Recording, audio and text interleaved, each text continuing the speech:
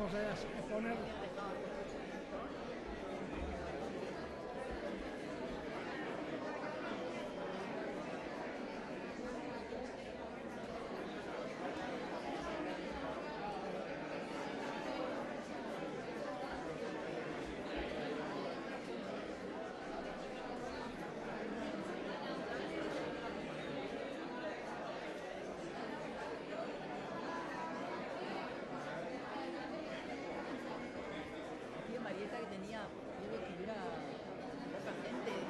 Bueno, fíjate, está lleno. Y más habría si se hubiese puesto más en el periódico.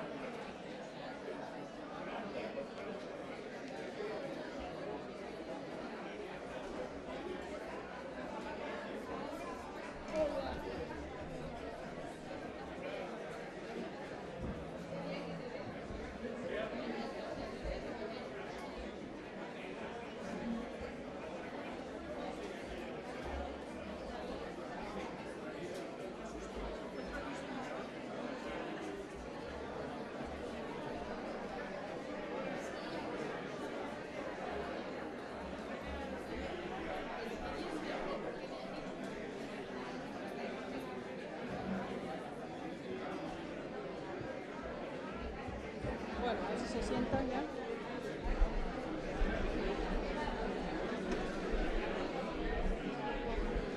Buenas tardes. Buenas tardes. No son buenas tardes. Buenas tardes. Si les parece, vamos a dar comienzo al acto.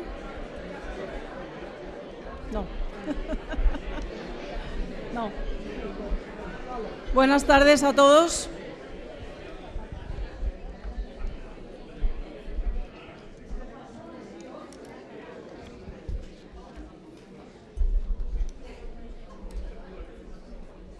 Si les parece, vamos a dar comienzo al acto. Así que buenas tardes a todos y bienvenidos a la Residencia de Estudiantes en esta tarde en que vamos a recordar al profesor don Luis Vázquez de Parga. Les agradecemos mucho su presencia a todos.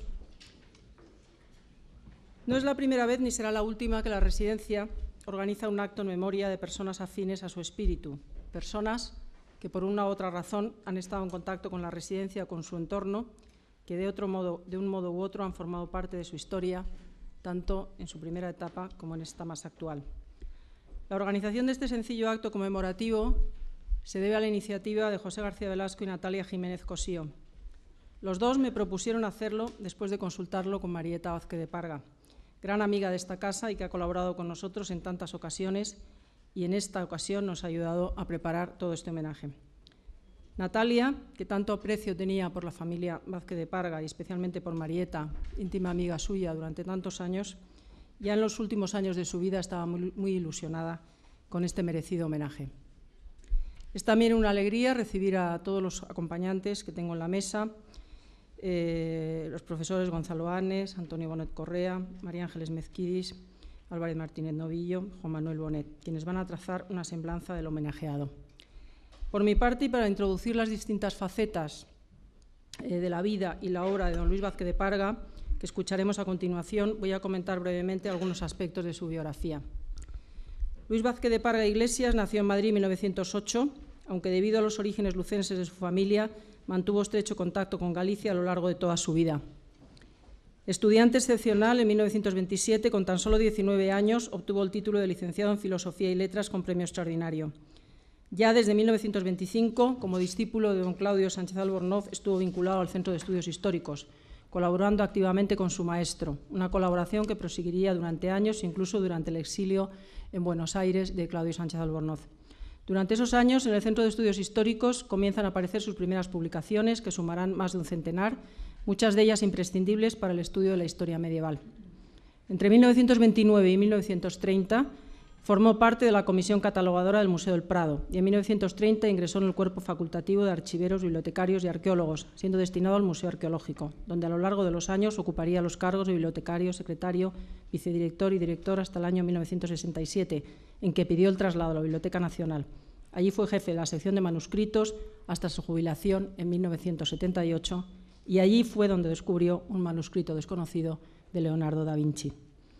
Como escribió Juan Gil, el profesor Juan Gil, en un texto a raíz de la muerte de Luis Vázquez de Parga, con él desapareció quizás el mejor dotado y desde luego el más polifacético de los medievalistas que se formaron en el Centro de Estudios Históricos, bajo el magisterio de Claudio Sánchez Albornoz. En él, continuaba diciendo Juan Gil en ese texto, se combinaron de manera eminente saberes y técnicas muy difíciles de concordar en una sola persona: la arqueología, la historia del arte y la museística. Su obra magna, monumental, insuperada y probablemente insuperable es, citando también a Juan Gil, Las peregrinaciones a Santiago de Compostela, redactada en colaboración con su fraternal amigo José María Lacarra y con Juan Uría Riu, obra que sigue siendo fundamental para el estudio de las peregrinaciones. Este libro, publicado en 1948, tuvo su origen bastantes años antes. En el verano de 1932, Vázquez de Parga anima a su amigo José María Lacarra a emprender la peregrinación a Santiago de Compostela. A ellos se les unió José María Giner Pantoja, sobrino de don Francisco y profesor de arte en la Institución Libre de Enseñanza, amigo de ambos desde 1924. Tras los desastres de la guerra, que truncaron en buena medida sus proyectos profesionales, como en tantos otros casos, y tras superar el amargo trago de la depuración de responsabilidades políticas, Vázquez de Parga continuó en su destino en el Museo Arqueológico y estuvo vinculado al Consejo Superior de Investigaciones Científicas desde su fundación en 1940. Fue secretario y director de la Biblioteca del Instituto Jerónimo Zurita, vicedirector de la Escuela de Estudios Medievales y desde 1949 consejero del Patronato Menéndez Pelayo del CSIC y secretario de la Comisión de Latín Medieval de dicho patronato. También desde 1955 dirigió las publicaciones de registros documentales que realizaba la Escuela Española de Historia y Arqueología de Roma. Desde 1942, primero con Blas Taracena hasta su fallecimiento y después con Maluquer de Motes, tuvo a su largo el Servicio de Excavaciones de Navarra, cuyos resultados, publicados en artículos en la revista Príncipe de Viana, pueden verse en el Museo de Navarra en Pamplona. En los años 60-62 hizo excavaciones en Azuqueca, Guadalajara, descubriendo un interesante cementerio de la época de las invasiones. Después de repetidas invitaciones a presentarse en la Real Academia de Historia, que por su particular discreción siempre rechazó, finalmente fue elegido en mayo de 1973, desempeñando los cargos de bibliotecario y anticuario perpetuo. A pesar de querer vivir siempre alejado de reconocimiento, recibió condecoraciones de los gobiernos de Francia y Alemania y en 1993, en la solemne clausura del Congreso Internacional Cluny y el Camino de Santiago en los siglos X y XI, dirigido por el profesor Millán Bravo Lozano y por iniciativa de este, recibió un homenaje en vida en la Basílica de San Isidoro de León. En las vitrinas que hemos colocado en la entrada podrán ver, gracias también a su hija Marieta, que nos ha ayudado en todo, algunas de las principales publicaciones suyas, así como algunas cartas, algunas de Claudio Sánchez Albornoz y la condecoración que le otorgó el gobierno francés. Por último, me gustaría subrayar también muy brevemente la relación que Luis Vázquez de Parga mantuvo con el entorno de la Junta para Ampliación de Estudios y la Residencia de Estudiantes. Sus años de formación en el Centro de Estudios Históricos con Claudio Sánchez Albornoz, sus muchas amistades dentro de los círculos institucionistas, a los que pertenecía su mujer Consuelo Gutiérrez del Arroyo, también discípula de don Claudio, su colaboración con las misiones pedagógicas. Pero además de todo esto, me gustaría destacar también la afinidad de su manera de ser, según los testimonios de quienes le conocieron, con el espíritu que presidió su afinidad con el espíritu que presidió la creación de esta casa y que a través de su actividad se propuso difundir. Su profunda vocación investigadora, siempre caracterizada por la exigencia y el rigor, la amplitud de sus intereses intelectuales, su vasta cultura humanística y su entrega a ese trabajo gustoso del que habló Juan Ramón Jiménez, callado, tenaz y siempre remiso a reconocimientos. Concluyo citando las palabras con que el profesor Juan Gil le describía. Y cito: serio y retraído en apariencia, fue hombre tierno y sin dobleces. Gran escéptico, creyó firmemente en la amistad. Propenso, como buen gallego, a la desidia y a la melancolía, trabajó como un azacán toda su vida. Su estilo, conciso y escueto, hasta tímido, la antítesis de la historiografía retórica entonces al uso, respondía a la manera de ser del propio autor, parco en palabras, pero grande en afecto y en sabiduría. Fin de la cita. Pues por todo ello también y por el cariño y la amistad que nos une con su familia, con sus hijos y especialmente con Marieta, pues es una gran satisfacción para la residencia acoger este acto en memoria de Luis Vázquez de Parga.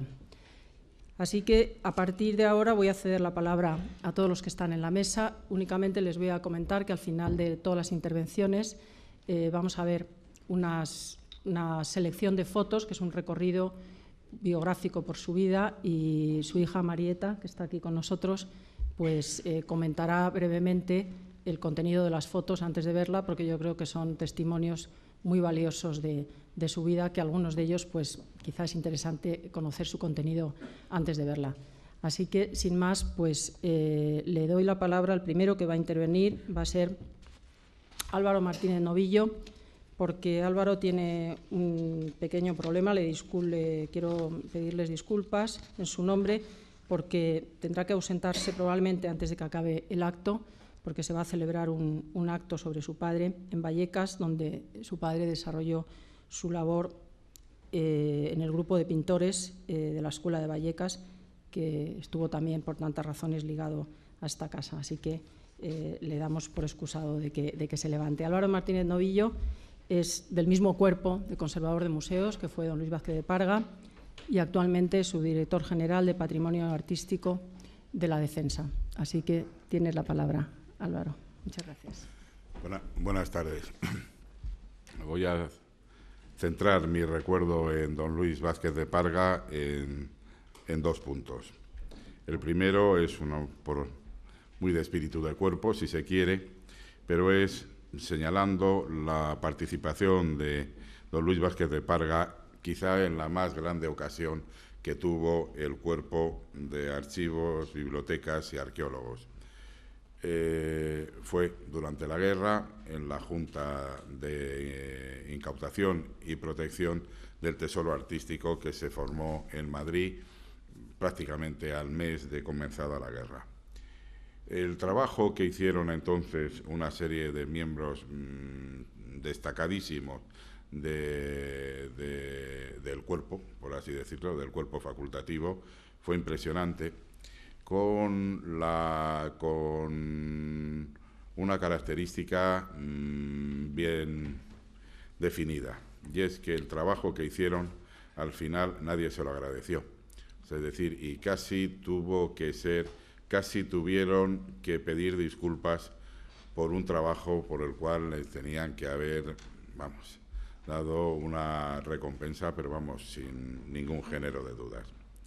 Luis Vázquez de Parga forma con la Fuente Ferrari, con Matilde López Serrano, con don Manuel Gómez Moreno, con un montón de gente, también profesores universitarios, pero sobre todo miembros del cuerpo, bibliotecarios, archiveros, y entonces se llamaba arqueólogos a la parte de museos. Según una memoria de Roberto Fernández Balbuena, el arquitecto y director delegado de la Junta Central, a Luis Vázquez de Parga le correspondió la supervisión de los catálogos e índices. Y allí estuvieron trabajando, hasta que el gobierno mandó a los que eran funcionarios al final de 1937 que se trasladaran a Valencia.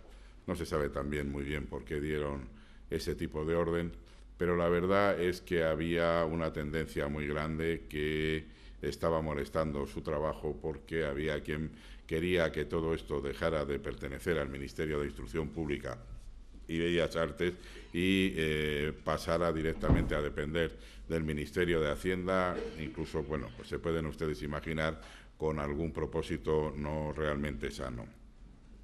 El trabajo que hicieron profesionalmente en aquellas condiciones fue impresionante. Quizá puede resultar un poco duro, pero algunas de las fichas científicas más importantes de cuadros singulares del Museo del Prado se hicieron entonces. Y se hicieron entonces exactamente por profesionales, es decir, por que estaban así. Todavía hoy se pueden mirar, están en el Instituto del Patrimonio, afortunadamente todo el archivo, los libros de registro y tal, se conservan, porque efectivamente hubo quien estuvo vinculado, aunque sus ideas no eran nada republicanas como Gratiniano Nieto, y tuvo un grandísimo interés en preservar siempre ese archivo. A Luis Vázquez de Parga, por supuesto, no lo sabíamos entonces, cuando le pudimos conocer y le pudimos tratar al comienzo de los años 70, pero seguro que además en su corazón tenía clavado el expolio, el único expolio organizado que se hizo dentro del Museo Arqueológico Nacional. Fue un expolio que le tuvo que tocar porque se refería a las monedas visigodas, y estoy seguro que le tocó en lo más hondo. Hicimos hace 10 años, más o menos, no llega a 10 años, un homenaje del arte protegido con el Museo del Prado, y que luego fue una exposición que fue también a Ginebra, realmente muy importante, porque el trabajo de estos profesionales muchas veces queda oscurecido un poco por la propaganda de decir, bueno, es que todo esto, la Junta del Tesoro Artístico, es una cosa que organizaron, que se le ocurrió a Rafael Bergamín y que organizaron Rafael Alberti, Teresa León, etcétera. Bueno, vamos a ver, esto como a nivel de propaganda no deja de ser cierto, o sea, efectivamente hubo un interés, pero luego estuvo el trabajo día a día del Madrid en guerra, o sea, que fueron, es decir, que estaban las obras almacenadas en varios sitios, en el museo, una parte en el Museo del Prado, seguían, otra parte en la Biblioteca Nacional, o sea, en los sótanos de la Biblioteca Nacional, y otra gran parte de muchas cosas diversas en el Gran Templo de San Francisco el Grande. Yo lamento que en el corto contacto que tuve, yo empezaba en el Museo de Arte Moderno, cuando él era secretario de la Biblioteca Nacional, y bueno, pues era una persona que efectivamente imponía, o sea, es decir, que era, bueno, su fama le precedía, y bueno, yo no tuve confianza, por supuesto, para hablar de estas cosas, que además era una generación a la que no le gustaba hablar de esto. Mi propio padre, que era más joven, no le gustaba hablar del tema de la guerra, y a don Enrique Lafuente Ferrari, a quien traté más asiduamente, pues bueno, solamente de una manera ocasional, a él y a su mujer Carmen Niño, pues efectivamente de vez en cuando me contaron algunos retazos. Sí, un poco efectivamente la perplejidad que después de haber cumplido con su deber, pues efectivamente, como dije antes, pues lo tenían que estar ocultando, poco menos que ocultando y disculpándose por ello. El segundo recuerdo para don Luis Vázquez de Parga es ya más personal. Yo había hecho primero filología románica y después hice historia medieval, y efectivamente quería hacer una tesis doctoral que efectivamente tocara los dos temas. Y hablando con Luis Caballero, secretario entonces, que había sustituido a don Luis como secretario del Museo Arqueológico Nacional, me dio un librito del Consejo, editado en 1943, fino, pequeño, como todos, que era La división de Bamba de don Luis Vázquez de Parga. Realmente tiene uno, entre las asignaturas pendientes, entre las cosas que uno no ha hecho, tiene efectivamente eso, porque realmente el tesoro de topónimos que tiene la división de Bamba es tremenda. Los historiadores normalmente han debatido mucho si es el cuadro falso, si no es falso, el cuadro, de formación profesional.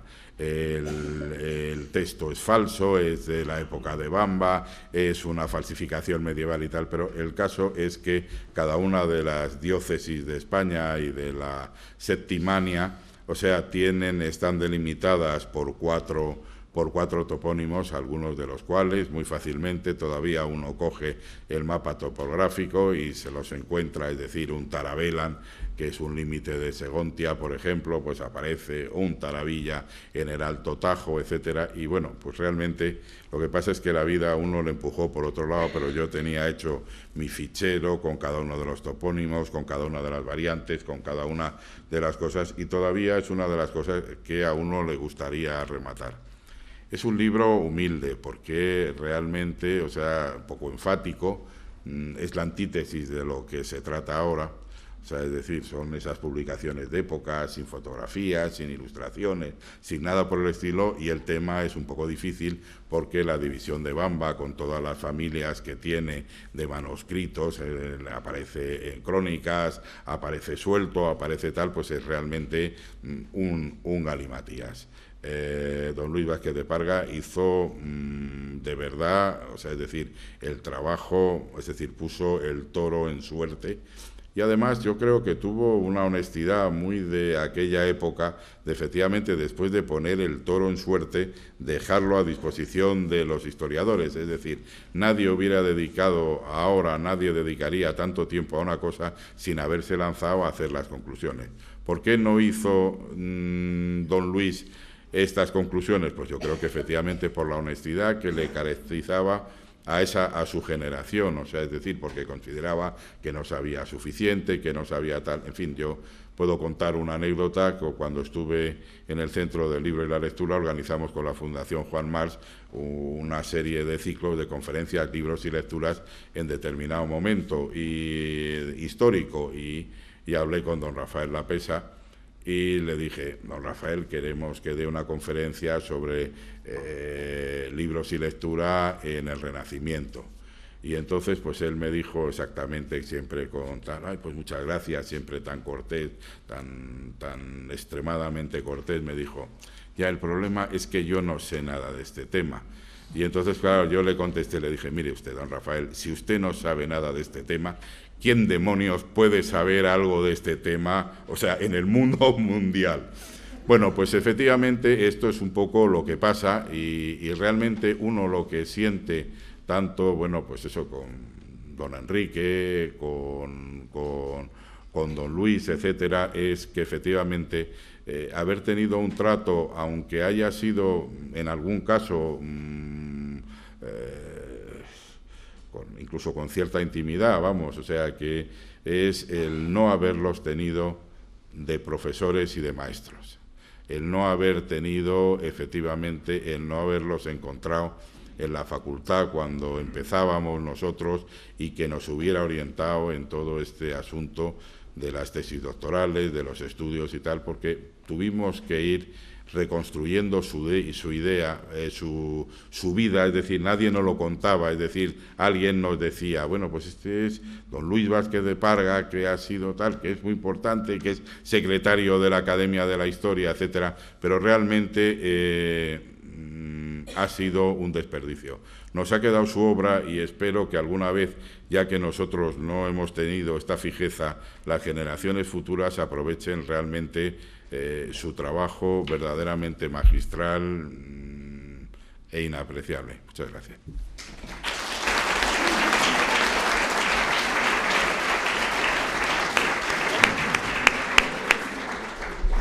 Muchas gracias, Álvaro. A continuación va a intervenir el profesor Antonio Bonet Correa, que es director, como todos ustedes saben, de la Academia de Bellas Artes de San Fernando. Muy buenas noches o buenas tardes. Yo tengo muchas cosas que decir, pero voy a procurar limitarme solamente a unas cuantas.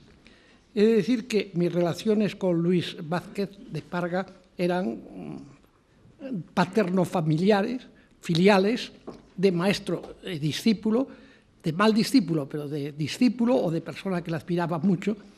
Y voy a hablar un poco desde el Luis Vázquez de Parga íntimo y familiar. Era un hombre muy íntegro, muy humano, parco en palabras, pero sobre todo un sabio con un rigor metodológico en todo lo que emprendía de la investigación. Hacía trabajos que eran verdaderamente modélicos desde el punto de vista de la metodología. Tenía unos vastos conocimientos, vastísimos. Era un lector insaciable, leía en diferentes lenguas y tenía una biblioteca de la que creo que va a hablar mi hijo Juan Manuel de ella. Era un hombre que tenía un sentido cosmopolita de la vida. Hubo un momento en que viajó muchísimo por Europa y era un hombre de reconocido prestigio internacional, además de el que tenía entre los españoles que sabían de verdad lo que era la Edad Media. Él era un gran latinista y sobre todo un latinista medieval. Él publicó textos, estaba especializado precisamente de la misma manera que Consuelo Gutiérrez del Arroyo, su mujer, era una gran paleógrafa, en esos textos que nadie leía, que nadie publicaba y que eran textos esenciales para el conocimiento de la Edad Media. Además, desde el punto de vista de sus trabajos de historia del arte, fue uno de los primeros que introdujo un sentido iconológico. Y, claro, hay que decir que sobre el Camino de Santiago o sobre el Beato de Líbana, sobre muchísimos otros aspectos, él era el gran conocedor. Además, Luis era un hombre verdaderamente serio y formal en todos los aspectos de su vida. Y Lacarra, que fue su compañero de estudios, amigo, y que fue además el que con él y con Uría hizo ese gran libro que es el Camino, esa obra tan monumental que es el Camino de Santiago, decía que cuando eran estudiantes, Luis, digo la cita, abro las comillas, hacía para nosotros las veces de un viejo maestro. O sea, cuando era joven, cuando era estudiante, ya era un viejo maestro. Bueno, de esa capacidad de lectura y de esa memoria enorme, de esos vastos conocimientos que tenía, quiero contar una anécdota de esa junta de incautación de la que se ha referido Álvaro Martínez Novillo hace un momento. Una vez, en la Biblioteca Nacional, creo que era donde estaban las obras en ese momento, estaba don Diego Angulo, que era el que se ocupaba de toda una serie de cuadros que estaban en una sala y todos querían saber lo que significaba aquello. ¿Qué será? ¿Qué no será? ¿Qué dejará de ser? Luis miró y dijo, sí, esto pues es una estancia, la número tantos más o menos, ahora mismo vamos a verlo, a ver si hay aquí, que estamos en la Biblioteca Nacional, que nos traigan la Jerusalén liberada de Torcuato Tasso. Y era exactamente eso. Bueno, claro, eso quiere decir que don Diego Angulo que Luis había leído a Torcuato Tasso y que lo tenía en la memoria.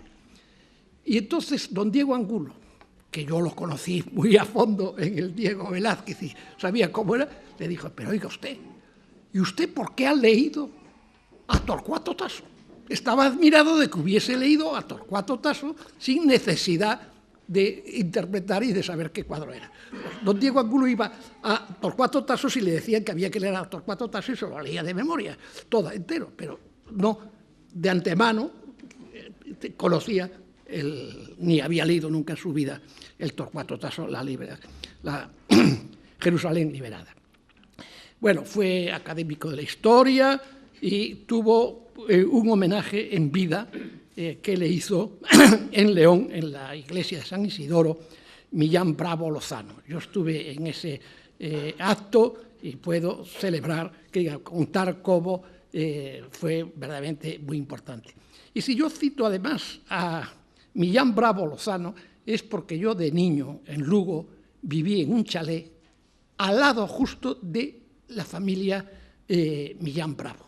O sea, yo conocía a Millán desde niño. Es que Lugo va a ser fundamental en mi vida y en la vida también de Luis, aunque él nació en Madrid, se crió en Madrid, pero nunca estuvo desvinculado de Galicia.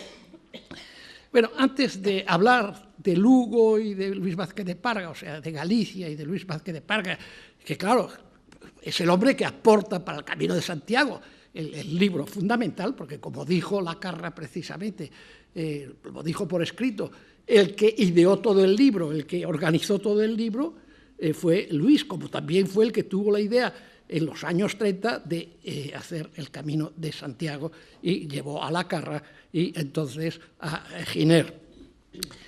Pero yo lo que quiero es evocar el jardín y la casa de Jarama III en el Viso. Gonzalo lo frecuentó también en esa época y es testigo de muchas de las cosas que yo voy a decir. En ese jardín, la imagen que tengo yo del jardín, la primera imagen es la abuela, la madre de Consuelo Gutiérrez del Arroyo. Era la persona que cuando venía la madre o la abuela de Mónica, estaban las dos hablando, una en francés y la otra en español, pero que se entendían a la vez. En torno a la abuela giraba toda la casa. Y también, claro está, de Consuelo Gutiérrez del Arroyo, la gran paleógrafa y la compañera de Luis de toda la vida. Y después todas las niñas, unas niñas guapísimas, que están ahora todas por aquí, y que todos los conocemos. Falta Consuelo, la pobre Consuelo, que se murió muy joven, y Luisito, que una vez me dio un abrazo tan fuerte, que me rompió una costilla, ¿verdad? Sí, sí. Bueno, porque es un chico vigoroso.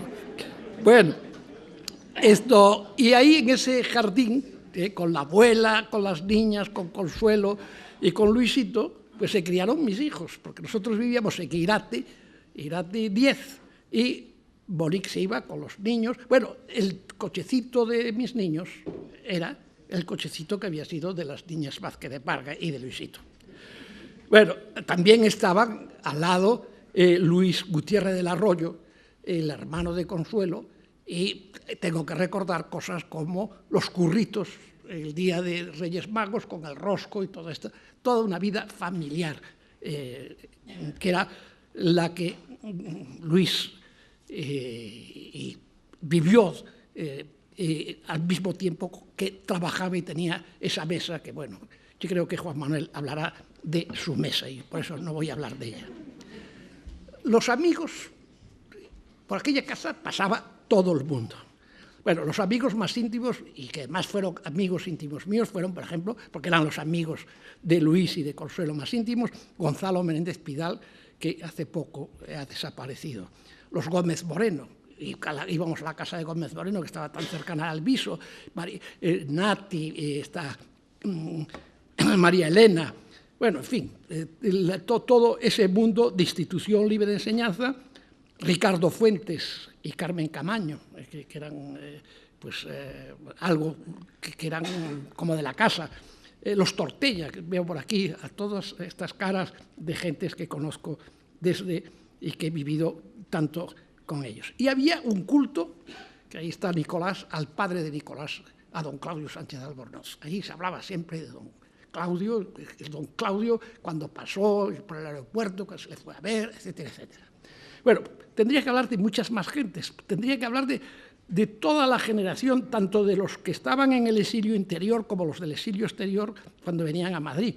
Y, por ejemplo, pues Bergamín, con el que después tuve una gran amistad, pues lo conocí en la casa de los Vázquez de Parga. Pitaluga, el músico, Arturo Soria, el hijo de Arturo Soria, toda una serie de gentes. Pero no solo españoles, que podría nombrar muchísimos más, García Valdavellano, La Fuente Ferrari, bueno, etcétera, etcétera, que eran amigos de Luis. También extranjeros. Por ejemplo, voy a citar a uno, el padre Diguefié. El padre Diguefié era un volantista. Y era un sabio de esos que descubren los falsos santos. Yo estuve con él en el colegio para una consulta que le hice para un artículo mío en Bruselas, en el colegio de San Miguel neogótico en Bruselas, porque era donde tienen allí la sede los volandistas. El padre de Gueffier vino, lo invitaron, porque claro, la casa de Vázquez de Parga, cosa rara de los españoles, pero estaba siempre la mesa abierta para todo el mundo. Y todos los extranjeros que venían los invitaban a comer. Y después de comer, este jesuita, primo de Balduino, porque el padre de Gueffier era un señor muy importante en Bruselas, miró el reloj y dijo: mire, señora, yo me duermo duermo la siesta todos los días. Si usted me permite, me acuesto en una cama un rato y despiérteme a las tantas. O sea, el padre Diguefié, este gran sabio. Bueno, yo he conocido también, por ejemplo, aquel que era el holandés, que se tomó aquellas bolas que se ponían en los dulces y que le salieron llamas, porque creyó que la muchacha al servirle le había servido aquellas bolas de no sé qué se llamaban, para que se conservase frío el dulce. Bueno, otra de las personas es Slunck. Y Slunck, claro, estaba en el Instituto Arqueológico Alemán al lado y que era una persona. Bueno, de Slunck voy a hablar después a continuación. Ahora lo que voy a hablar son de las raíces, o de Vázquez de Parga y mi relación con él. Bueno, Luis nace en Madrid en 1908, pero él es de Lugo. En Lugo hay una calle que se llama la calle del Conde de Pallares, y en esa calle del Conde de Pallares hay un palacio barroco, ya no es de la familia, porque Luis, desde el año 1942, aunque nunca pasaba por conde, era el Conde de Pallares. Y entonces, Lugo, él tenía, pues que además iban ateis, pero no, ateis no, no, eso después, pero a la finca de Vigo, en los veranos y tal, de joven, y también ateis, sí. Pero también pasó por Lugo. Bueno, yo tengo una fotografía de cuando tengo 9 años, que estoy entre una tía mía que se llamaba Teresa y otra persona que se llamaba Teresa Iglesias. Esa Teresa Iglesias, que era muy guapa, muy alta, también mi tía era muy guapa, las dos eran muy guapas. Y yo tenía 9 años y estoy en medio de ellas, muy vestidito, muy tal, en el parque de Lugo. Pues es la mujer de Filgueira Valverde, que académico, el gran hombre, el gran polígrafo gallego, que además fue catedrático mío en el instituto. O sea que la prima carnal de Luis era una persona ligada a mi familia. Bueno, yo acabé, vamos a contar ahora un poco de mi vida para la relación con Luis. Acabé en el año 49 mi licenciatura en Historia en la Universidad de Santiago de Compostela. Y estaba Azcárate, que me había nombrado ayudante suyo, José María de Azcárate y Ristori, que después fue el catedrático que fui su primera tesis doctoral, fui su primer catedrático y fui también académico porque él me metió en la academia. Pues me concedieron una beca en Oviedo y allí, era un curso de verano, estaban haciendo un trabajo arqueológico en San Julián de los Prados, Slunck, Luis y Uría. Y entonces, como Luis me conoció y como Slunck se interesó por lo que yo hacía y todas las cosas, el caso es que yo tenía como oficio, casi no servía de contar, menos mal que se ha ido Álvaro, era que para que las pinturas saliesen mojábamos el muro, cosa que no se debe de hacer, pero es que claro, allí casi no había nada, se mojaba, y yo lo que hacía era mojar el muro. Aprendí muchísimo. Yo iba para ser de alta edad media, pero lo que resulta es que Azcárate me desvió la tesis para la arquitectura barroca. Pero mis primeras investigaciones, mis primeros trabajos fueron de arte alto medieval. Bueno, pasan los años, yo tengo una beca en París, trabajo con Elie Lambert, con Gallard, que son medievalistas, porque yo había llegado a París como medievalista, aunque después Azcárate me dijo, no, usted al barroco, que es lo que hay que hacer. Bueno, pues el caso es que yo conozco a Luis de nuevo, o me encuentro con Luis, que va a dar una conferencia a la Sorbona.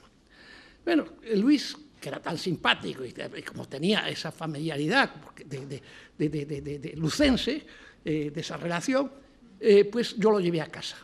Y entonces, con Monique, con mis hijos, con los padres de Monique, fue la gran amistad. Él hacía fotografías, ya empezó una relación muy importante.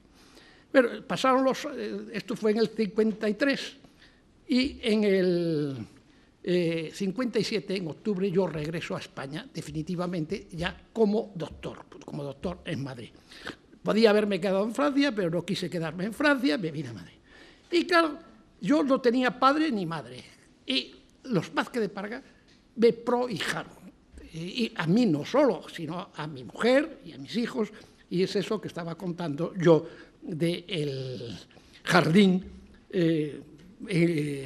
de la calle Jarama, número 3. Entonces, vienen unas relaciones muy íntimas, esas relaciones que son una época en que las chicas empiezan a tener novios, se casan. Joaquín Pacheco, que anda por ahí, le hace un retrato expresionista a Luis, que anda por ahí en el salón todavía del Viso. Una de las cosas es que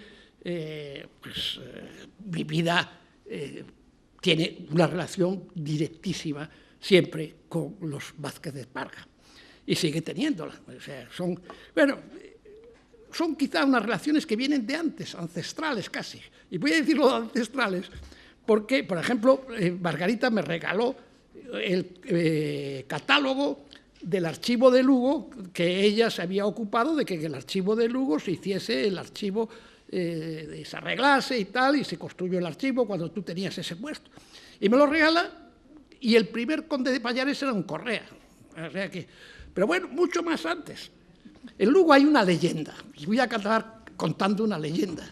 Una leyenda que Luis, que era un hombre que mitificaba todas las leyendas, me dijo, no, eso no es cierto. Lo que es cierto es que en un falso corricón cuentan esto, porque, claro, quieren reivindicar varios gallegos del siglo XIV su antigüedad como lucenses ilustres. Bueno, la leyenda, en la época romántica, en el siglo XIX, pues en Lugo se divulga, y hay un pintor, buen pintor, llamado Brocos, que hace un cuadro de esos grandes históricos, como la Campana de Huesca, como todas esas ciudades que tienen para la Diputación un cuadro, que es el sitio de Lugo por Almanzor.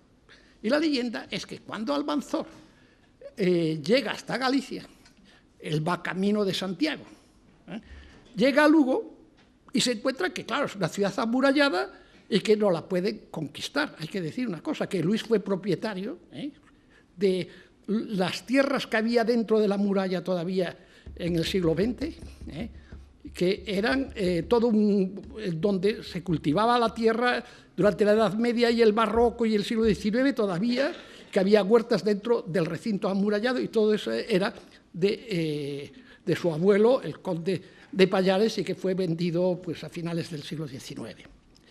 Bueno, pues entonces los lucenses resisten, y hay un capitán, bueno, el jefe militar, que se llama Don Eros, y ese Don Eros pues dice, aquí tenemos que resistir, vamos a meter todos los arneses, todas las correas, todos los cueros, todo lo de los correajes y tal, a remojo, y nos lo comemos, como Charlot en tiempos modernos. Bueno, resisten y por la noche se marchan, porque todos los días venía Almanzor en un caballo, estoy contando la leyenda romántica, el caballo blanco decía, lucenses, ¿os rendís? Le decían los lucenses, no nos rendimos.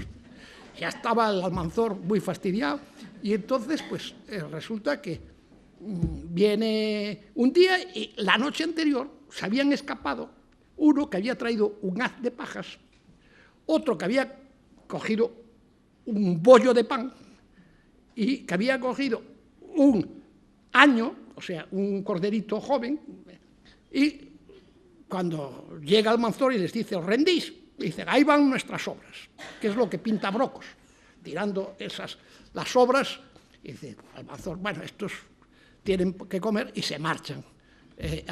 Se marchan, y es cuando va a Santiago, se encuentra con San Pedro de Mezonzo, que está rezando delante de la tumba del apóstol, y se lleva las campanas de Santiago a la Catedral de Córdoba, que después Fernando III el Santo devolverá. Bueno, es una leyenda romántica, pero hay uno de los vínculos míos a través de la leyenda. Debe de estar Gonzalo asustado de estas leyendas, él que es un historiador muy serio, pero que son mis primas de, yo qué sé, de qué siglo ya, pues, y que les quiero mucho a todas ellas y a Luisito también. Y ahora ya, ahí está Gonzalo, que ya tiene unos niñas, una niña, un niño. Miguel. Sí. No, pero toda la descendencia. Nada más me he excedido contando quizás demasiadas cosas.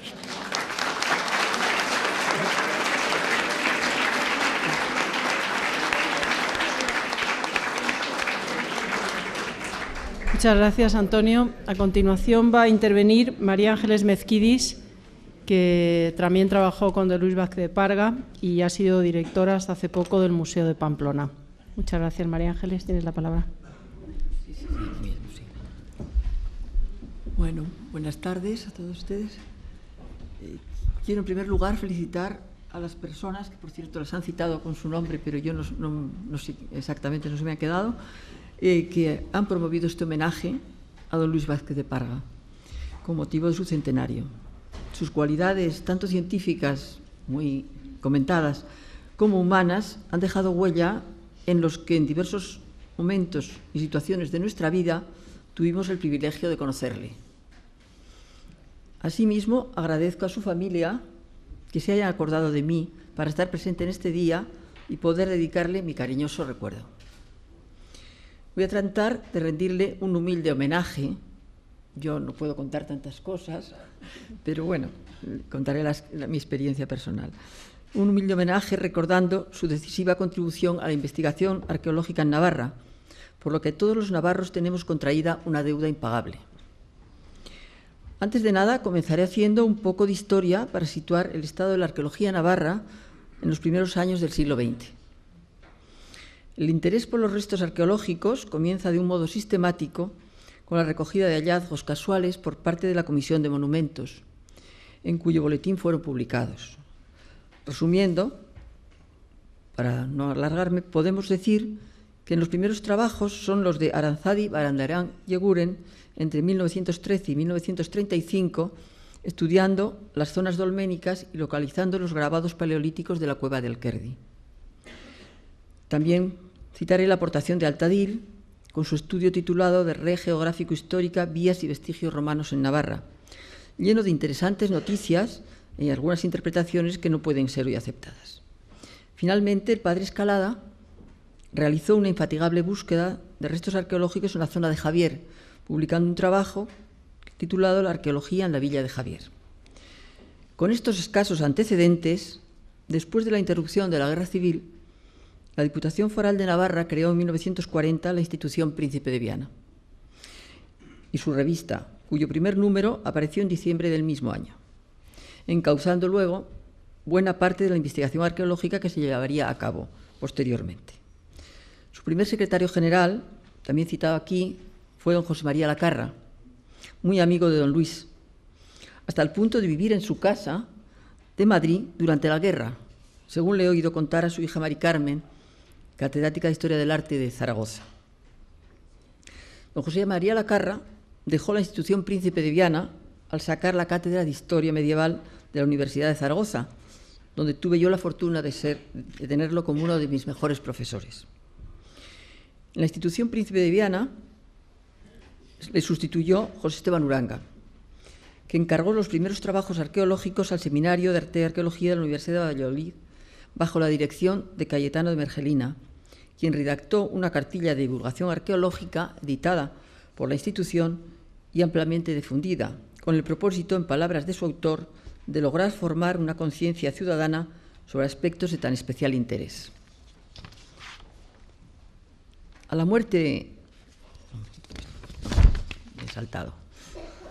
Poco después se estructuró el servicio de excavaciones, haciéndose cargo de él en 1942 don Blas Taracena y don Luis Vázquez de Parga, director y subdirector respectivamente del Museo Arqueológico Nacional, participando también en algunos trabajos Octavio Gil Farrés. Indudablemente fue un gran acierto de Uranga el conseguir esta importante colaboración. El mismo año de 1942, Taracena y Vázquez de Parga excavaron en el Castejón de Arguedas y lo publicaron al año siguiente en la revista Príncipe de Viana. En 1943 efectuaron la revisión de varios hallazgos y el control de 4 poblados inéditos en término de Chauri, publicados en 1945. Al año siguiente excavaron en el Castellar de Javier y en la Peña del Saco de Fitero, también publicados en 1946. En el espacio de 5 años revisaron una zona totalmente desconocida hasta entonces, la Navarra Media y la Ribera, así como parte de la cuenca de Pamplona, con una serie de importantes hallazgos de la Edad de Hierro. En 1947 iniciaron la excavación del Cerro de la Cruz en Cortes de Navarra, que había sido descubierto casualmente un año antes. Se trata de un yacimiento de gran importancia, tanto nacional como internacional, para la época prehistórica, protohistórica. Realizaron campañas en 1948, 49 y 50. Desgraciadamente, Taracena enfermó en otoño de este último año, falleciendo unos meses después. En cuanto a su actividad en yacimientos romanos, siguiendo las notas del padre Escalada, Taracena y Vázquez de Parga abordaron la excavación de los casquilletes de San Juan de Gallipienzo, donde descubrieron un gran monumento funerario. También en 1942 realizaron unas zanjas de comprobación en el lugar del hallazgo del mosaico de las Musas, conservado en el arqueológico, del que unas partes se encontraban en el Museo Arqueológico Nacional y otras en Pamplona. En 1945 todo ello fue reunido en Madrid, procediéndose a la reconstrucción y el estudio por Arturo Fernández de Avilés. La villa romana de Liédena constituyó una de las excavaciones más importantes de esta época. Se halla situada junto al río Irati, frente al bello panorama natural de la Foz de Lumbier. Entre 1942 y 48 se realizaron campañas anualmente, dando a conocer una explotación rural de la zona prepirinaica, cuya actividad abarca desde el siglo I al siglo V-VI después de Cristo. Fue una de las primeras viles romanas excavadas en España en su totalidad y publicadas seguidamente, por lo que hasta hoy sigue siendo referente obligado en los estudios sobre el poblamiento rural romano. En esta misma línea de investigación hay que recordar la excavación parcial de la villa del Ramalete, en Tudela, de la que se publicó la memoria y los espléndidos mosaicos encontrados. Hay que decir que Taracena no dio tiempo de acabar con esta publicación, pero con las notas, y Taracena fue precisamente don Luis Vázquez de Parga quien revisó todo y lo publicó. Finalmente hicieron una pequeña excavación en la ciudad de Andelo, que no se publicó, y también con motivo del arreglo de la carretera transpirinaica en el Alto de Ibañeta, en el Sumo Pirineo, recuperó don Luis un fragmento de una ara romana que, por lo visto, estaba allí y señalando precisamente este punto del Sumo Pirineo. Taracena y Vázquez de Parga, además de los trabajos citados, realizaron una puesta al día sobre las fuentes literarias referidas a nuestro territorio, la epigrafía y todos los descubrimientos conocidos hasta entonces, en el trabajo titulado Romanización y epigrafía romana en Navarra, que se publicó en una serie titulada Excavaciones en Navarra, volumen 1, 1947. En él sentaron las bases para cuantos nos hemos ocupado de estudiar los distintos aspectos de la herencia de Roma en Navarra. En esta misma serie se han seguido publicando monografías hasta 1977, en que creamos una nueva revista arqueológica, Trabajos de Arqueología Navarra. A la muerte de Taracena, se hizo cargo del servicio de excavaciones Luis Vázquez de Parga, que pronto manifestó su deseo de quedarse exclusivamente en Madrid, donde le esperaban importantes tareas profesionales.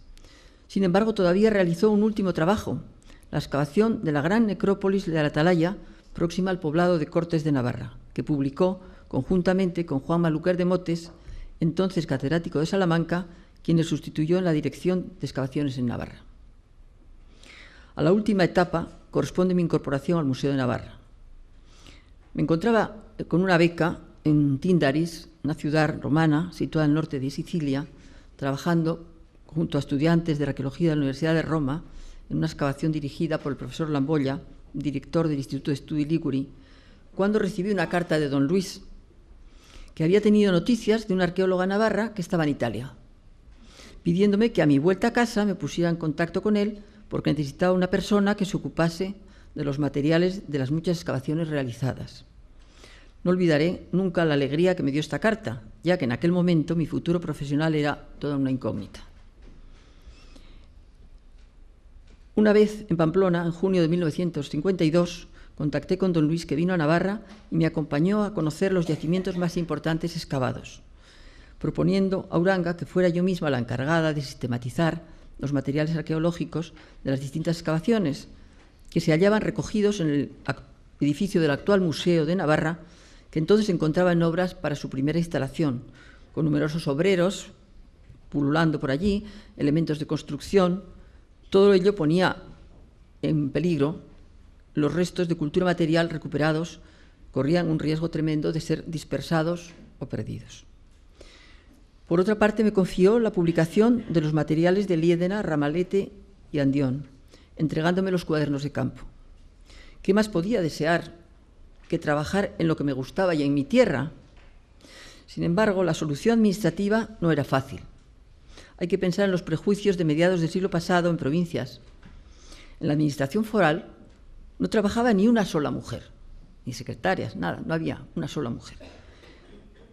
Y don Luis debió implicarse muy personalmente, logrando vencer todas las dificultades y reticencias para que pudiera empezar a trabajar.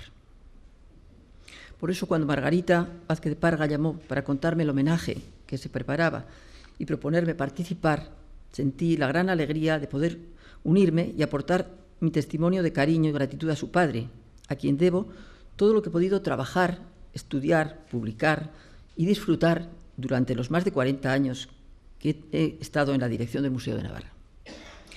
Recordaré siempre el afecto de don Luis, más callado, y el de Consuelo, con su extraordinaria simpatía.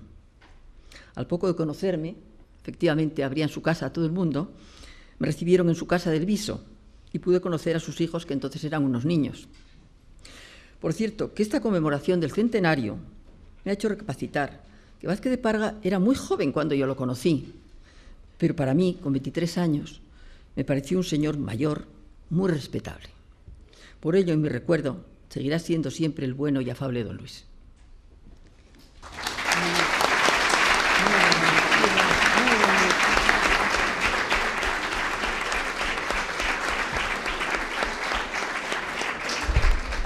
Ahora voy con un PowerPoint que me han hecho, porque yo en estas cosas ya estoy negada absolutamente, pero en fin, esperemos que salga, con, no sé si son 5 o 6 fotografías en las excavaciones, pero naturalmente que los arqueólogos, buscando fotografías de don Luis Vázquez de Parga, pues ha sido muy difícil, no había fotografías. Los arqueólogos sacamos fotos del último muro, del rincón, del objeto que sale, pero no nos sacamos fotografías a nosotros.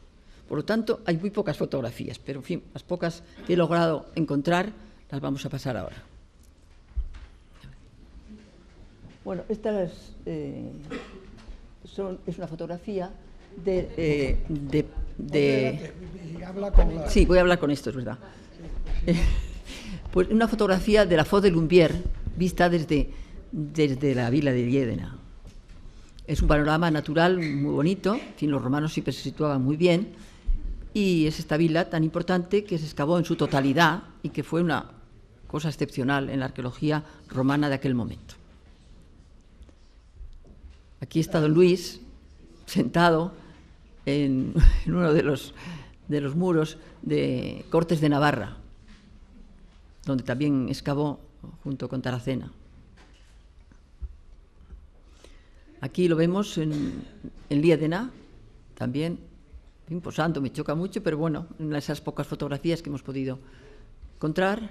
Aquí están 2 fotografías también de él, también en Liédena, en 1944. Otra fotografía de Liédena, esta es simplemente una fotografía de lo que era la excavación, parte del peristilo lleno de mosaicos. Y aquí está cuando ya, muchos años después, en los años 70, pues pensamos en hacer una recopilación en fin, precisamente de imágenes de personas pues como el padre Barandiarán, que entonces tenía 90 años, y fue un dolmen y le sacamos una serie de tomas, también don Luis, también luego, más tarde ya, fue don Juan Maluquer, en fin, sacamos una serie de fotografías, pero la verdad es que le acabo de dar a Marieta un DVD con parte de las declaraciones y de las que hizo don Luis, que están recogidas en un vídeo que tenemos antiguo sobre la prehistoria navarra y que habla solamente de cortes de Navarra, pero no hemos logrado encontrar, son unas cintas antiquísimas, ya en fin, un sistema de estos que ya no se ve por ningún sitio, y es una parte solo de su entrevista, pero bueno, la he traído para que su familia la tenga y le vea hablando, etcétera. Y nada más, con esto ya está todo. Muchas gracias por su reflexión.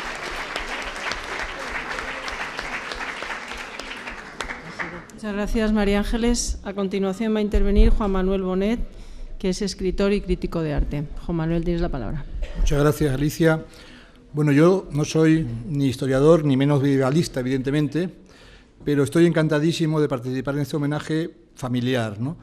Porque, como decía mi padre antes, pues mis hermanos y yo no alcanzamos a conocer a nuestros abuelos españoles, y para nosotros, pues los Vázquez de Parga, Consuelo y Luis, fueron realmente nuestros abuelos españoles. Siempre los recordamos así, y lo sabe Mónica y lo saben nuestros hijos, ¿no? Y los hijos, las hijas de Vázquez de Parga y Luis, pues fueron también un poco como nuestras tías y tíos españoles. Realmente lo hemos vivido siempre así. La casa de Jarama 3, vista por el niño que yo fui, es un poco lo que querría contar, la casa y los habitantes de esa casa. Volviendo de París, un París que uno nació allá, pero no tenía, apenas traía recuerdos a Madrid, pero llegar de París a Madrid, primero en una pensión, luego ya en una casa del Viso, fue vivir como una isla dentro de ese Madrid complicado de los años 50. Vivimos en una utopía realizada, que había sido el Viso, y una utopía fracasada, puesto que los que vivían allí eran en una gran mayoría gente que habían creído en una serie de cosas que en ese momento ya estaban atrás, quedaban atrás, arrumbadas por la historia, eran supervivientes de una historia. Mi afición por los años 20 y 30 de nuestra cultura, esos años que aquí, en esta casa, en la residencia, son realmente la especialidad de la casa, pues en esta residencia que está tan cerca, además física y espiritualmente, del Viso, mi afición por esos años creo que hunde sus raíces precisamente en la vivencia de la casa años 30 de los Vázquez de Parga en la calle Jarama, en ese microcosmos que suponía ese lujo de familia, en esa casa y en ese jardín antes evocado, donde se preservaba la atmósfera de la Edad de Plata. Aquella casa era y es, porque sigue existiendo, racionalismo, luz, jardín, higiene, cultura, una vastísima biblioteca a la que luego haré alguna referencia. Aquella casa era también arte moderno, allí estaban algunas obras de Ángel Ferrán, que había compartido experiencias con Luis Vázquez de Parga durante la Guerra Civil, Ángel Ferrán que vivía también en ese mismo barrio utópico del Viso, Ángel Ferrán en el cual Ana Vázquez de Parga precisamente se convertiría en la máxima especialista. Aquella casa para mí simboliza el entronque con esa España posible e imposible, con la institución, con el Centro de Estudios Históricos, con las misiones pedagógicas, con esas misiones de protección del patrimonio antes evocadas por Álvaro Martínez Novillo. Y todos aquellos años en los cuales uno iba empapándose, digamos, un poco de esa cultura a través de esa casa maravillosa y esa familia maravillosa, además fueron vividos por uno pues en un colegio cercano, que era el Colegio Estudio, que pronto será evocado aquí en esta casa, colegio que precisamente mantenía, estaba bastante cerca físicamente, pero estaba también muy cerca espiritualmente de lo que se vivía en la calle Jarama. Sobre este paisaje de fondo, el recuerdo que tengo de Luis Vázquez de Parga es uno de los más queridos de mi infancia. Para mí, Luis era... Yo tengo ahora mismo más años de los que él tenía cuando yo lo conocí, pero para mí era como un profesor de cuento, o más bien un profesor de cómic, y dicho con todo el cariño, Para mí era un poco como el profesor Alambique de las aventuras de Tintín, del cetro de Ottokar en concreto. Yo me imaginaba a Luis Vázquez de Parga yéndose, como el profesor Alambique, a congresos de sigilografía, a discutir con otros amigos eruditos, y allí pues se encontraba con mi padre. Y yo me imaginaba que ese profesor Schlunk, que tenía un nombre casi como de Tintín, pues era otro de estos sabios distraídos que había dibujado tan maravillosamente Hergé. Realmente, siempre que he pensado pues en ese tipo de historiador y erudito, siempre me ha venido a la memoria la bondadosa figura de él, metido en ese despacho que antes evocaba mi padre, un despacho extraordinario, un lugar único, abarrotado de papeles hasta arriba. El mío empieza a parecérsele un poco. Estaba más abarrotado de papeles que el de mi padre, estaba más abarrotado de papeles que el de don Manuel Gómez Moreno, que también frecuentábamos aquí al lado su casa. Eran realmente auténticas montañas y murallas imposibles de ordenar. Yo creo que Consuelo había renunciado hacía muchísimo tiempo a ello, y era toda una orografía con sus estratificaciones, que era un trabajo más bien como para un arqueólogo precisamente, que para una ama de casa o que para una asistenta. Ese despacho tenía para mí el prestigio de una especie como de selva virgen, como un territorio inexplorado, en un lugar fuera del tiempo y de la historia. Allí estaban multitud de manuales, de tratados, de guías, en todos los idiomas imaginables. Pero lo curioso es que para mí, precisamente, y ahí está un poco el tipo de casa que era aquella, este personaje del sabio fuera del tiempo y metido en sus papeles medievales, allí fue donde por primera vez alguien, que fue él, me puso en mis manos un libro que se llamaba Primer romancero gitano de Federico García Lorca. Y de repente, en medio de ese escenario, ese libro se me quedó absolutamente grabado en la retina. Fue un libro que estaba el dibujo lorquiano en rojo y negro, la tipografía de Revista Occidente, todo eso. Yo me acuerdo perfectamente de dónde estaba ese libro. Estaba entrando a la derecha, a la izquierda, a media altura. Era la primera vez que veía ese libro, pero lo asocio por siempre a esa casa y a esa persona que me lo puso en las manos. Cuando acabé consiguiendo un ejemplar para mi propia biblioteca, lo conseguí en Buenos Aires, me acordé de aquella primera iluminación en la calle Jarama. Por lo tanto, hay allí un curioso comunicarse de vasos entre la Edad Media y la generación del 27. Hace unos cuantos meses volví al jardín y a la casa de Jarama 3 y penetré de nuevo en el despacho y concretamente supe perfectamente dónde tenía que dirigirme para encontrarme con ese libro. Y lo encontramos, estaba acompañado de Ana y de Marieta, y el libro estaba sin cubierta, pero al cabo de varios días, insistir, por otro lado apareció la cubierta que faltaba y el libro volvió a cobrar toda su entidad. Ese libro no estaba solo allí, juntos estaban otros títulos de Lorca, estaban títulos de Alberti como Cal y Canto, estaban títulos de Enrique de Mesa, el poeta del Paular, de Antonio Machado, el Juan de Mairena, de Unamuno, de Antonio Espina, la Andalucía la Baja de Fernando Villalón, títulos de Jarnés, de Azorín, de Bergamín, antes mencionado, toda una gran época de la cultura española moderna. Yo creo que una biblioteca siempre proporciona el retrato de quien la poseyó, y esta biblioteca que yo vi de niño como una muralla también, ya formando parte de ese paisaje maravilloso sobre el cual se recortaba la figura de mis abuelos españoles, pues esa biblioteca propone un retrato de su morador. La biblioteca, evidentemente, es una biblioteca riquísima en todo lo que fueron sus propias investigaciones.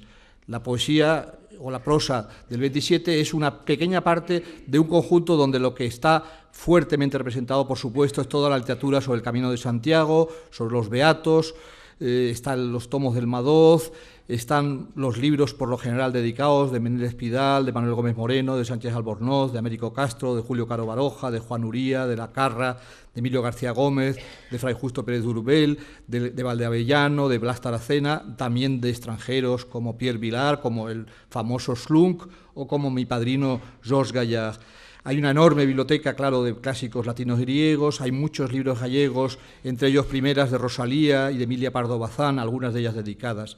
Pero también en esa biblioteca había cosas menos solemnes. De repente, los libros de post franceses, con ese olor tan maravilloso que siempre han tenido, y los libros de post o los libros de bolsillo ingleses y los italianos, y los libros de fotografía, por supuesto, de Cartier-Bresson, por ejemplo, o los manuales alemanes de fotografía, o incluso, me recordaba hace un rato Joaquín Pacheco, los tomos negros y amarillos de la Série Noire francesa, que Luis le pedía que le trajera de París. Es una biblioteca que nos habla de un personaje que, habiendo vivido, como muchos personajes de esos años, la gran mirada, la gran vuelta al estudio de la historia española, habiendo sido parte de la mejor escuela historiográfica española, fue también alguien moderno, fue también alguien que vivía su tiempo, fue también alguien que leía toda esa poesía o toda esa prosa de su tiempo, y esa experiencia moderna querría terminar recordando también un ángulo que se ha mencionado antes, pero insistir un poco más, el hecho de que Luis Vázquez de Parga fuera también un estupendo fotógrafo. Fue un estupendo fotógrafo de su familia, fue un estupendo fotógrafo de los materiales que necesitaba para sus trabajos y fue un excelente fotógrafo de sus amigos. Esa faceta es la de alguien que era atento a ese instante decisivo del cual hablaba precisamente en esa época Cartier-Bresson. Sus familiares quedan retenidos, o sus pseudofamiliares, como sería nuestro caso, quedan retenidos en esas fotografías que tienen la magia, que conservan la magia de esa casa y de ese jardín. Mi infancia son también esas fotografías tan preciosas y son también, y es un motivo más de acercamiento de nuestras familias, otras fotografías preciosas hechas por otro fotógrafo amateur, que es mi tío Michel, que también frecuentó esa casa. Hay momentos en que no sé muy bien si las fotografías que manejamos de esa época son de Luis Vázquez de Parga o son de mi tío Michel, también un profesional, pero que conservó siempre esa voluntad de ser moderno con el instante decisivo de la fotografía. Gracias.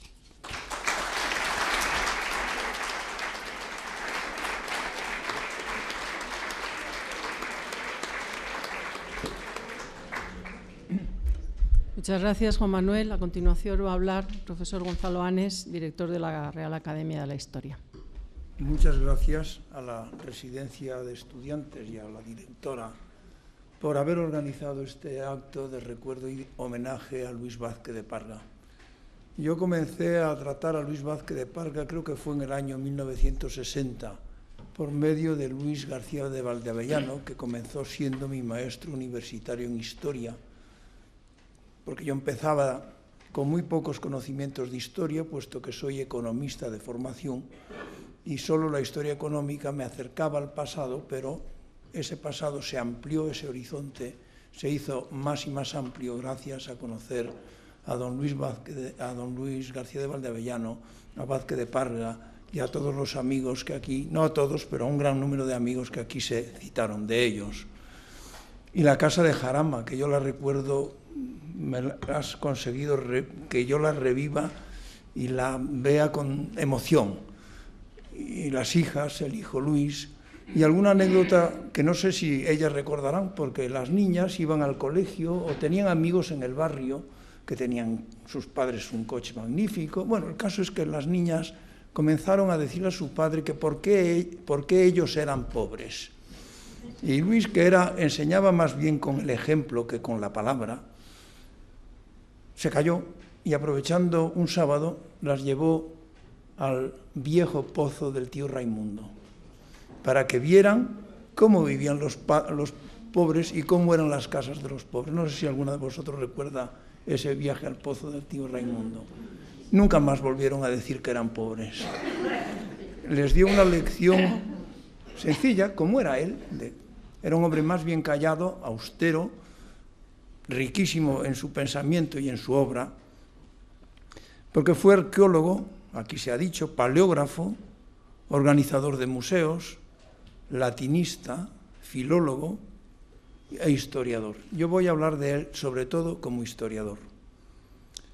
Le recuerdo como director de la sección de manuscritos en la Biblioteca Nacional, verle allí leyendo, cómo catalogaba, cómo orientaba a los investigadores a quienes nos acercábamos pidiéndole alguna referencia.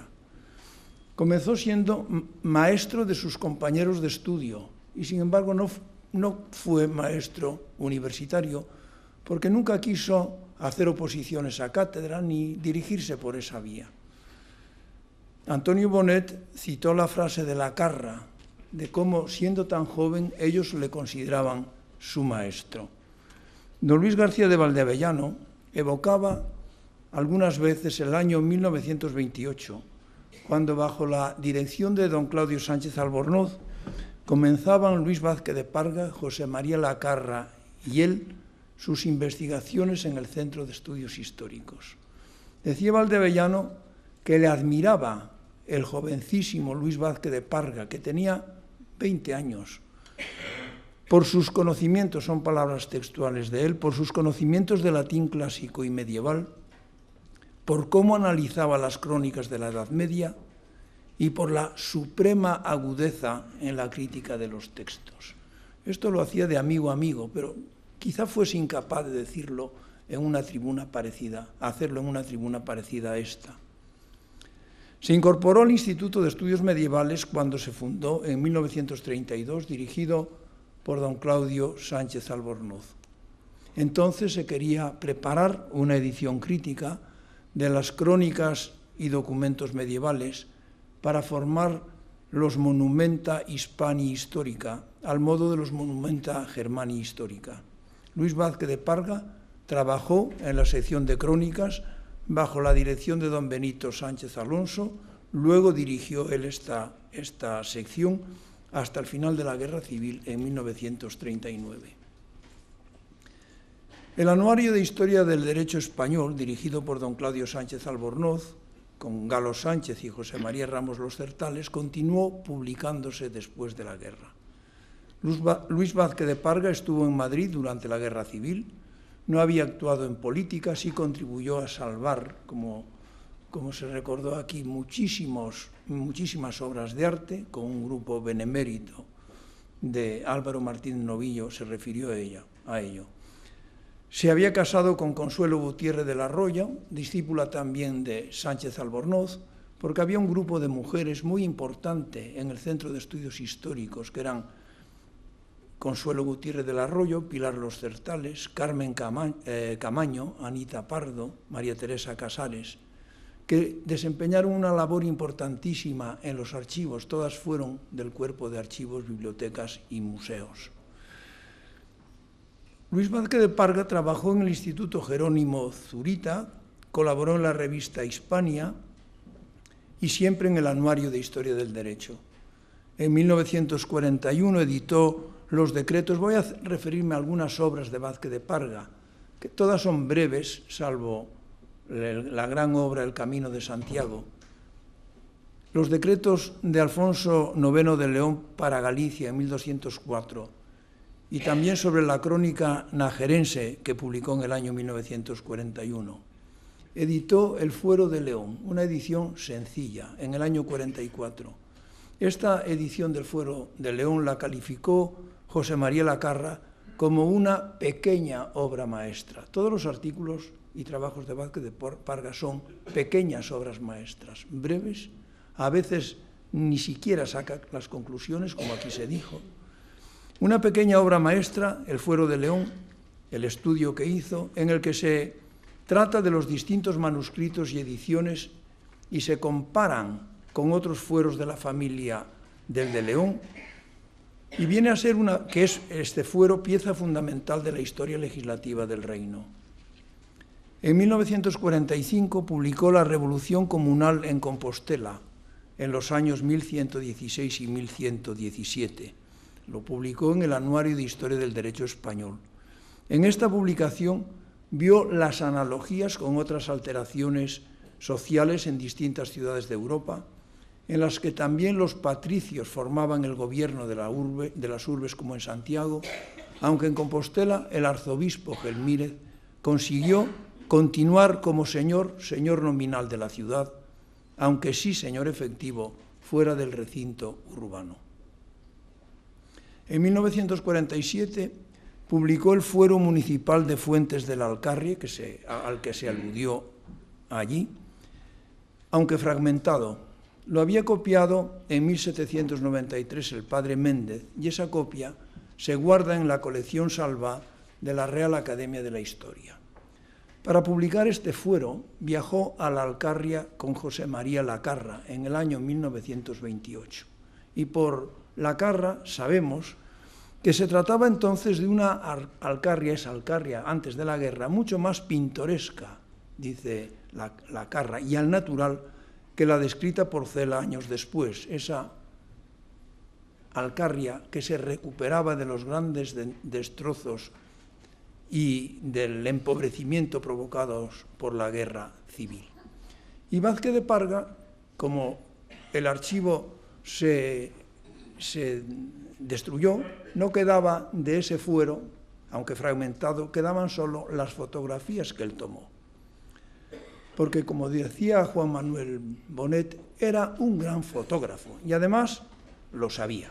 Sabía que era un gran fotógrafo y ejercía como tal.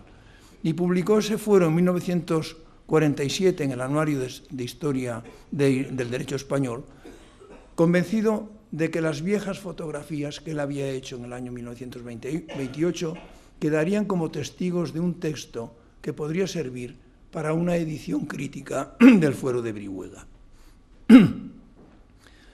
Hizo estudios sobre Madrid, sobre Navarra, que aquí se señaló, sobre Toledo, sobre la Alcarria, pero siempre con el sentimiento de la Galicia familiar. Era gallego por sus 4 abuelos, y su matrimonio con la también gallega Consuelo Gutiérrez del Arroyo intensificó la relación con la tierra de sus mayores, a la que siempre se sintió vinculado. Su gran amigo Filgueira Valverde, José Filgueira Valverde, era cotidiano en las cartas, en el recuerdo y en el trato. Siempre le interesó la historia de Galicia, sus leyendas, sus tradiciones, y especialmente los asuntos oscuros, los no resueltos, donde había dudas, donde se discutía sobre la autenticidad o falsedad de documentos. Así, los documentos referentes a Odoario fueron objeto de su atención. Barraudi Higo consideraba estos documentos, que son de los años 745, 46, 47 y 760, los consideraba falsos. Son documentos que aluden a Odoario como obispo emigrado de África, que emigra con varios compañeros y que al llegar al reino Astur repoblaría Lugo. Sánchez Albornoz consideraba estos documentos auténticos. En ellos se trata de la presura que Odoario hizo para repoblar las tierras cercanas a Lugo. Entra en la ciudad, puebla la ciudad y establece el obispado de Lugo, o lo restaura. Por medio de esa institución, la presura, que consistía en que en tierras abandonadas, en donde no había pobladores, quienes organizaban la repoblación tocando un cuerno y enarbolando el estandarte real, procedían al asentamiento de las gentes y a distribuir las tierras entre pequeños labriegos que las cultivaban de acuerdo con los aperos de que disponían y con el ganado, cum cornu et albende de rege, tocando el cuerno y enarbolando el estandarte real. La bondad y la generosidad caracteriza a toda esta generación. Yo, como anécdota, graciosa creo yo, recuerdo haber estado de ayudante de Valdeavellano corrigiendo exámenes, y en un examen en que había una pregunta, la repoblación en la Alta Edad Media castellana, una alumna que había asistido a clase y había oído lo de cum cornu et albende de rege, pues se expresa de la siguiente manera: en la Alta Edad Media el noble tocaba su cuerno donde le parecía. Y se expresaba en el examen de manera parecida. Don Luis, a esta habrá que suspenderla. No, el concepto lo tiene. Lo que ocurre es que es un poco peregrina la forma de expresión. La probó, claro está. Pues bien, Odoario, obispo mozárabe, huido del Islam. Sousa Soares y Pierre David consideraban a Odoario obispo portugués que habría trasladado a Lugo su sede de Braga. Vázquez de Parga aclaró estos asuntos, vio los documentos, los analizó, vio las repeticiones y saca la conclusión de que Odoario repobló Lugo y su tierra, restauró la sede episcopal y con su séquito, famuli et servitores, y por esta institución de la presura, ocupó las tierras próximas a la ciudad.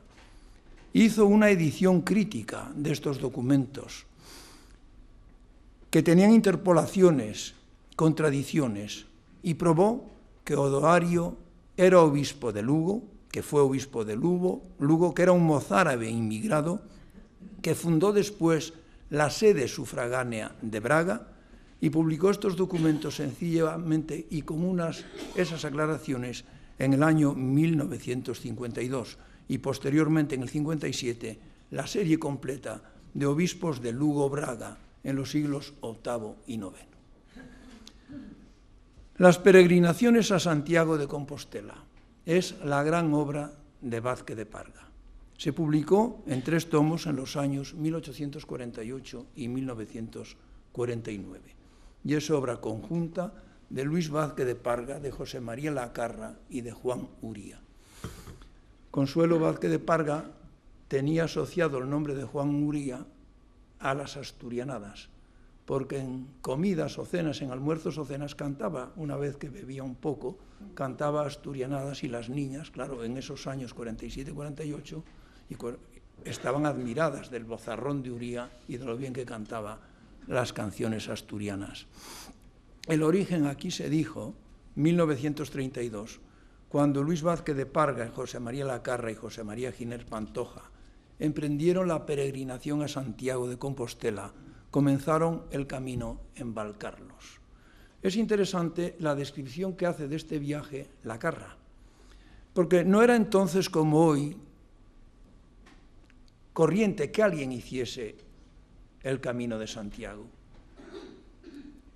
Se popularizó en estos últimos años como actividad turística. Ellos tenían que explicar a las gentes por qué hacían tan caprichoso viaje, dice Lacarra.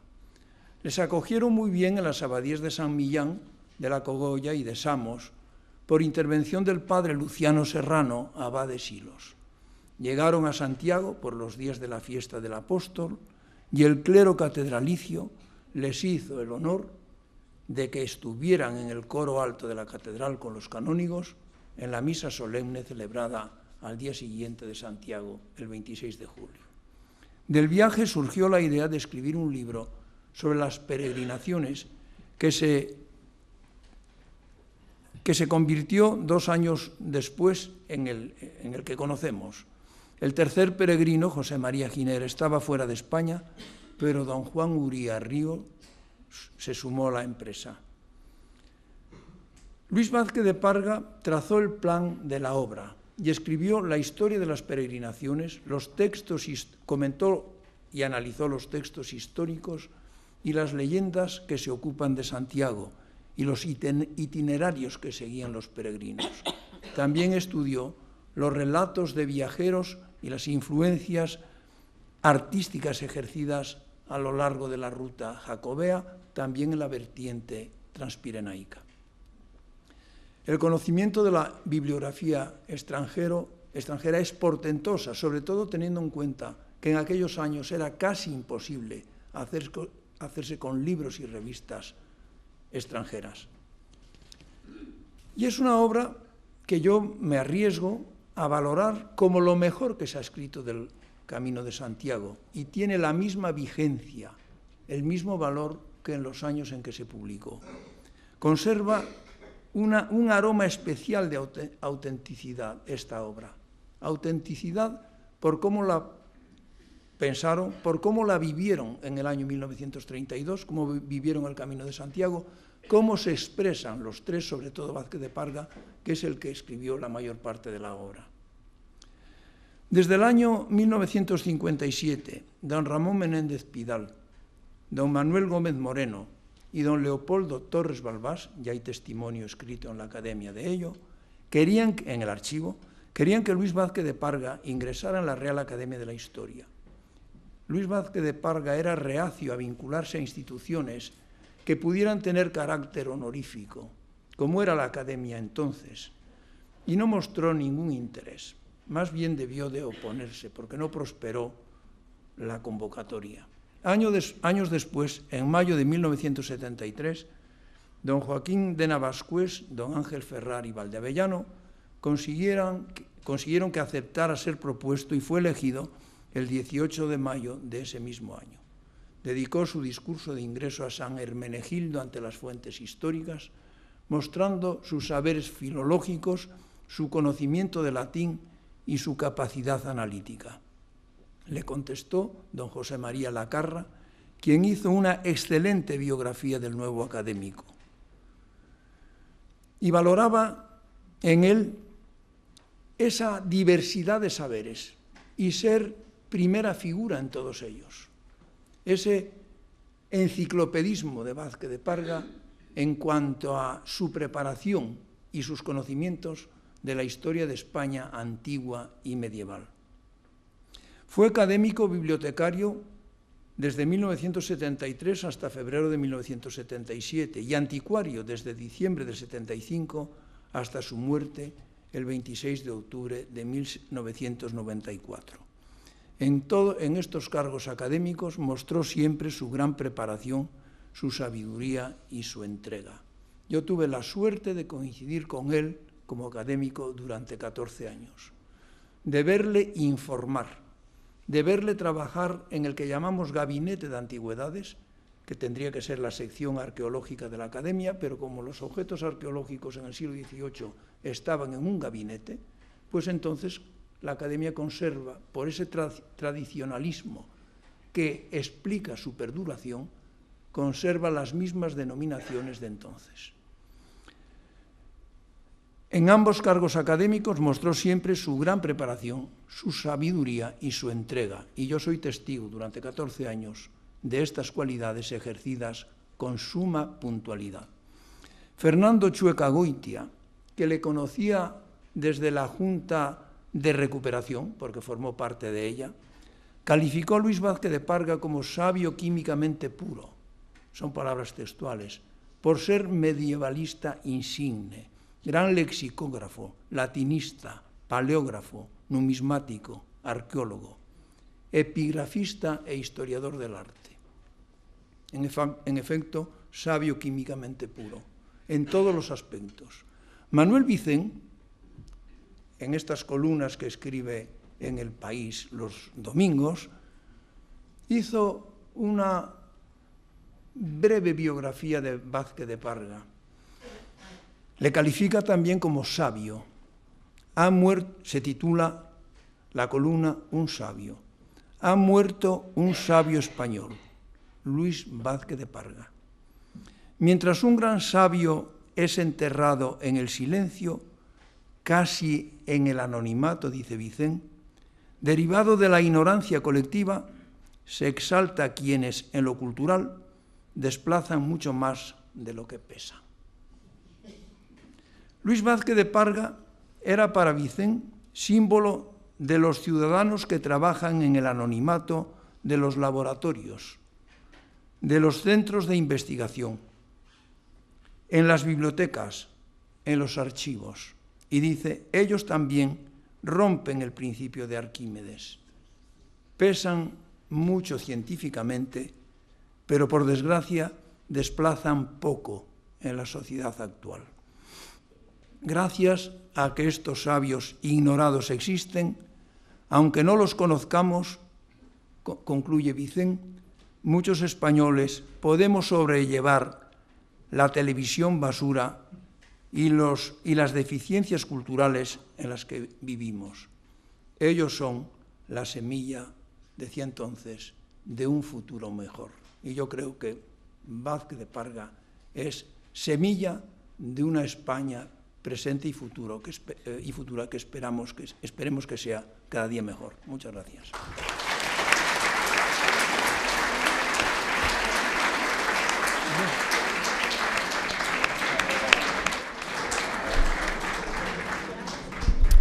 Muchas gracias, Gonzalo.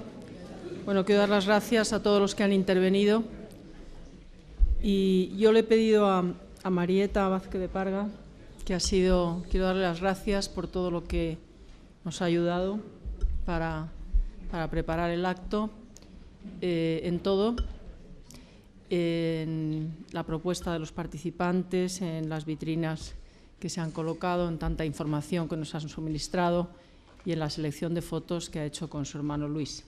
Entonces, yo le he pedido que fuera ella la que antes de ver las fotos, que nos explicara brevemente qué es lo que hay en las fotos, que yo creo que yo que no las conocía, pues cuando me explicó exactamente lo que significaban muchas de ellas, realmente se pueden apreciar con mucho más valor. Y además aquí se ha dicho que también Luis Vázquez de Parga era un gran fotógrafo y entiendo que muchas de las fotos son suyas también, es decir, que las fotos son estupendas. Entonces yo le pediría que ella nos contara y a continuación nos sentaremos ahí delante y ella durante las fotos pues nos comentará alguna cosa, pero yo quiero que lo explique antes porque las fotos van a una velocidad y no da tiempo a explicar lo que se ve, que quizá es mejor que lo... Posiblemente. Bueno, Marieta, pues tienes la palabra. Muchas gracias. Gracias, Alicia, pero lo primero que quiero decir es que yo vine esta tarde a sentarme ahí, a escuchar a los ponentes que me han gustado muchísimo y no a sufrir un atraco a papel armado, porque estos papeles no son míos, sino son las explicaciones que os di ayer de las fotos, más o menos. Entonces, no sé cómo lo voy a hacer. En las fotos voy a hablar brevemente porque se está alargando mucho el acto. Aparecen las primeras fotos que aparecen son fotos familiares, de mis padres incluso de novios, con los padres de mi madre. Y la segunda foto sí que quiero hacer referencia a mi prima Angelines Filgueira, que aparece mi padre entre la madre y la tía, María Teresa, y sí, que la has elegido, María Teresa y la Araceli, la otra hermana. Después aparecemos las niñas con los padres y voy a destacar las fotos, lo primero, en las peregrinaciones en las que aparecen fotos, muchas, claro, tomadas por mi padre, en las que aparece José María Giner Pantoja y José María Lacarra, que era como tío nuestro, y aparecen ellos en el Camino de Santiago. Y después las fotos de don Claudio Sánchez Albornoz, la primera vez que pasó por Madrid, si no me equivoco, Nicolás, cuando iba a Spoleto, me parece, a Italia, y entonces movieron Roma con Santiago, don Manuel Gómez Moreno, don Ramón, mi padre y otra serie de personas para que pudiera pisar tierra española, y no lo consiguieron. Entonces fueron sus discípulos y tanto Consuelo, mi hermana, como yo tuvimos la suerte de que fuimos también para que conociera a la segunda generación, además de dos discípulos de él. Y entonces hay una foto preciosa en que se ve a don Claudio con las manos abiertas abrazando a todos sus discípulos.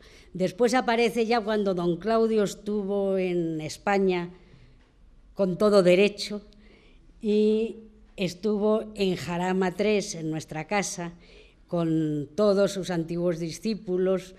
Y después de fotos también podemos hablar de las fotos de los amigos que frecuentaban la casa, el viaje que hicieron a Italia Luis Valdeavellano y Pilar Los Certales, su mujer, con José María Lacarra, con Pierre Vilar y su mujer, y me parece que no, y mis padres, claro. Y ese era un viaje puramente de turismo. Fueron allí a divertirse y a ver arte, etcétera. Después hay, bueno, una cosa que muy graciosa es un saludo de don Elías Tormo cuando era ministro de Instrucción Pública. Mi padre tenía 22 años y le manda un saludo diciéndole que le va a ir a recoger a su casa de Montesquinza, la casa de mi padre, en el coche oficial para hacer una excursión por Ávila y que debe ir provisto de fiambre.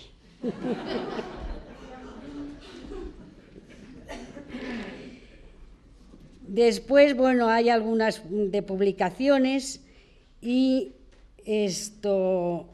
las fotos de los autores del libro, de mi padre, de José María y de don Juan Uría. También aparecen antes fotos de don Claudio rodeado de sus discípulos en el Centro de Estudios Históricos. Y bueno, fotos de viajes. Aparece una foto que veremos de Antonio Bonet en Roma, que le hizo mi padre, que estaba guapísimo, guapísimo, y no es que no lo esté ahora, pero... y jovencísimo, estaba impresionante. Sí, ¿verdad que sí? Después aparece otras muy, muy interesantes, que es cuando abrieron el sepulcro de doña Sancha en León y se encontraron el cuerpo incorrupto o momificado, pero bueno, sí. La verdad que a nosotros nos daba mucha aprensión verlo, pero...